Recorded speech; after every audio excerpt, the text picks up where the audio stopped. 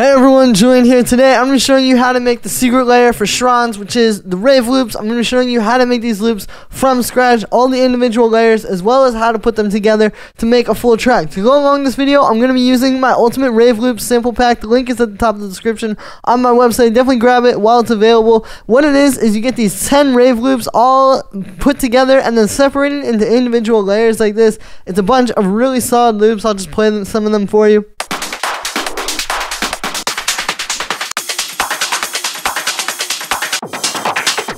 So yeah, great stuff. It'll really help you with these tracks. I have not seen any other rave loop packs like this besides the Vengeance one. So definitely go ahead, grab this. Link is at the top of the description. Again, you get all the individual layers plus the Ableton files for all of them. So it's a really, really great value to take your tracks to the next level. It's going to give you that secret layer for Schranz and hard techno. A lot of people are using. Links at the top of the description. Thanks for the support, guys, and let's dive in. Alright, so we've got this here, and we're at 160 BPM, and so the first thing I want to talk about is the loops with the bass. So here we got our standard kind of like Schranz rumble, right? But when you listen, you notice there's a lot more of like a mid-range aspect to it, right, than the usual rumble kick. And so this is because what's happening is to create the rumble, so you got your kick, and then you have the kick for the rumble, right? Same kick, 16th notes, it's creating our rumble. But then there's that like mid-range kind of crunch to it. And the way that you get that is basically you have your rumble, and then you're going to have these rave loops.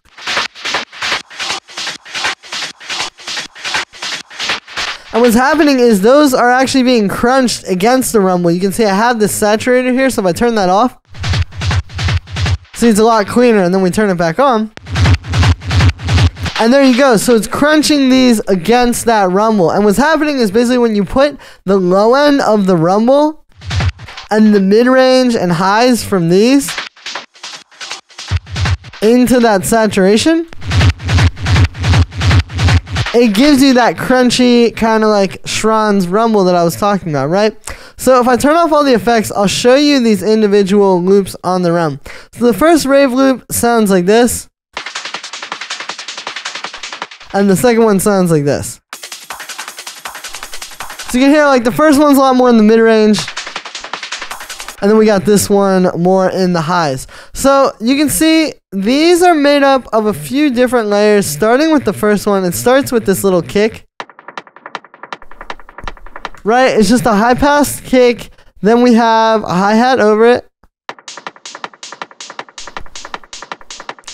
You can see that's being filtered a little bit. You know, pretty simple stuff. But then we add in a little bit of this noise percussion.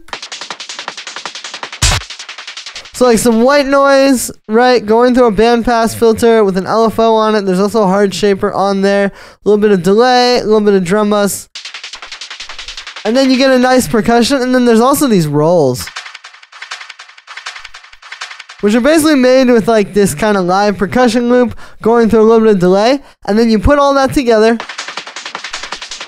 There's a little bit of dynamic tube, a little bit more filtering on the whole group.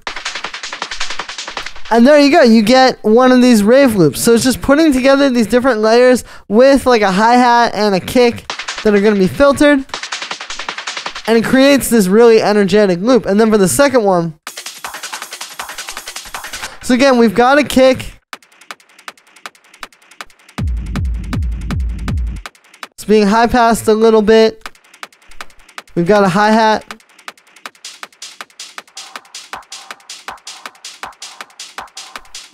And a little high and a little clap as well with like some reverb.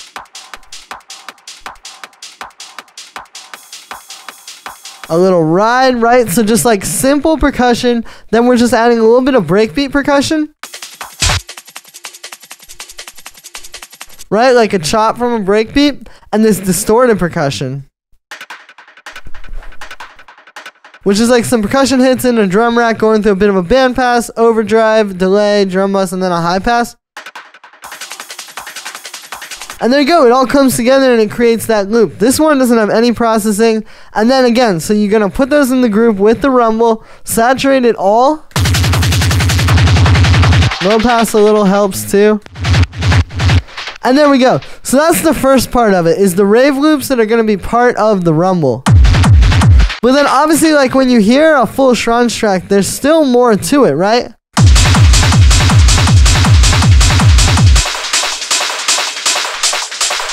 So we have some rave loops right on top as well. And typically this is what you're going to have. You're going to have the ones inside of here. And then those are going to fit together against these. And then that's going to create the groove. So for this first one here, what's happening is it's sitting. First of all, we get these also sitting with a nice like 909 hi-hat, right? But the first one. So what's happening is I'll turn off the group processing. So again, you always want to start these with like a kick and a hi-hat. Just simple, tiny, filtered, but it gives it kind of like a foundation to sit on. Then there's also a snare.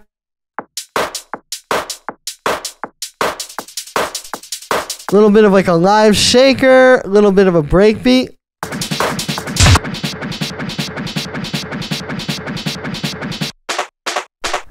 This drum rack here with this little roll.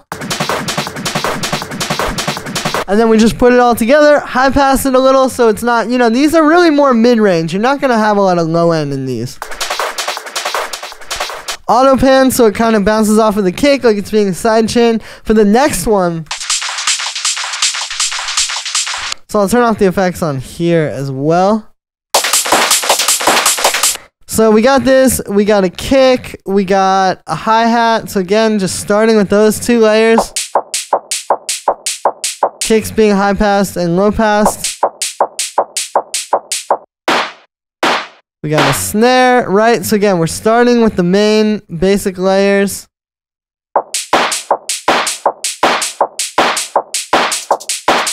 A little bit of a shaker, a breakbeat. And the last part here is this little noise. So it's kind of similar to that noise percussion I showed you before, where it's white noise, band pass with a hard shaper, LFO moving it around a little bit more after that, and then you put it all together. High pass, low pass, little auto pin to make it fit with the kick.